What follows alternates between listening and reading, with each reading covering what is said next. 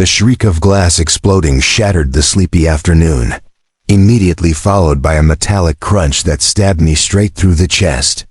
My steps faltered as I stared down the block, bags of groceries dangling uselessly in my hands. The weight suddenly insignificant compared to the dread expanding in my lungs.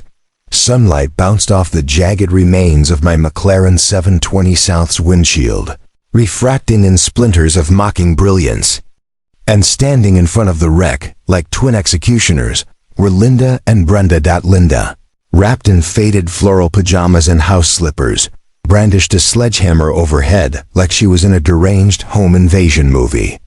Brenda, in a stained gray tank top and sweatpants baggy enough to flap with each heave, swung a crowbar into the hood with a vicious grunt.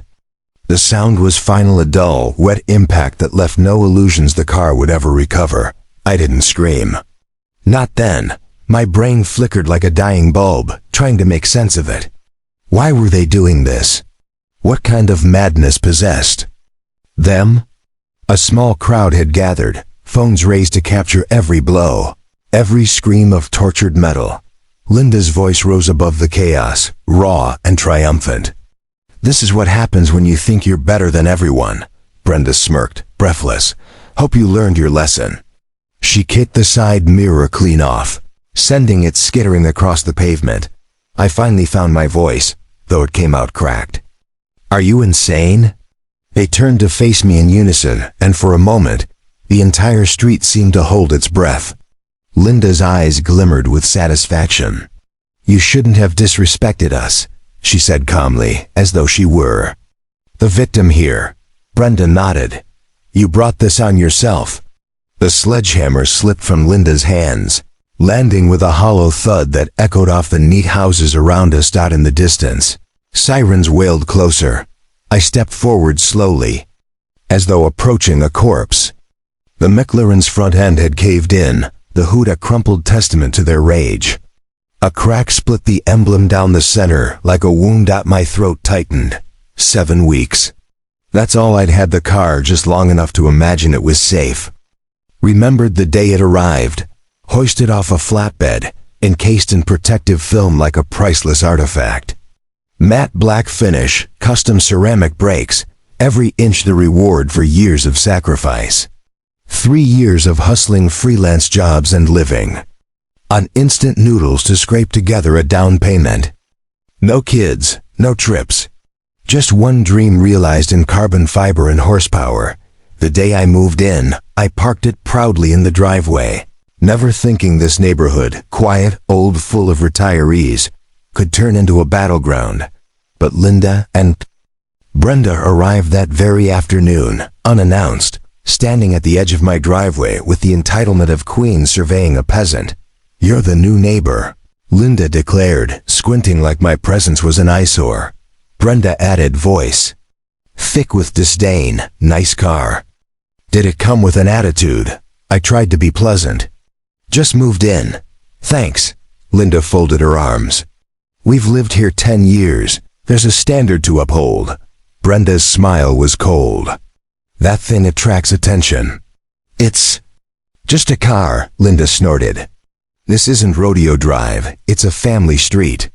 Their little brother waddled out, face smeared with chocolate, soccer ball clutched in sticky hands. He immediately began kicking it dangerously close to the McLaren. "Hey, careful," I called, trying to keep my tone soft. The ball bounced off the curb, rolling under the bumper. "Seriously, watch it."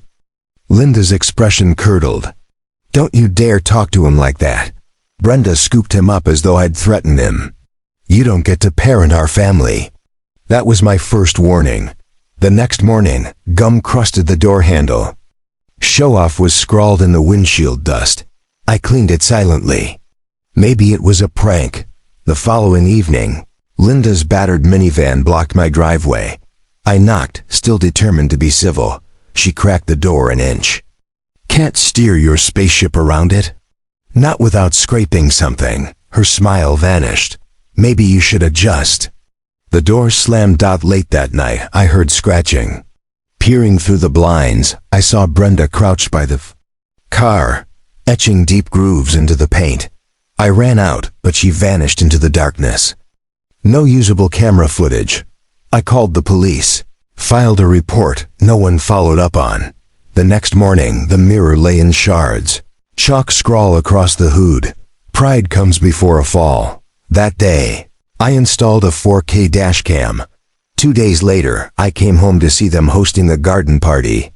Brenda snapping selfies with their little brother while Linda held a wine glass aloft. Queen of the call --Zach. I approached, phone in hand, calm. I have footage. Do you know anything about this? Linda tilted her head. How awful.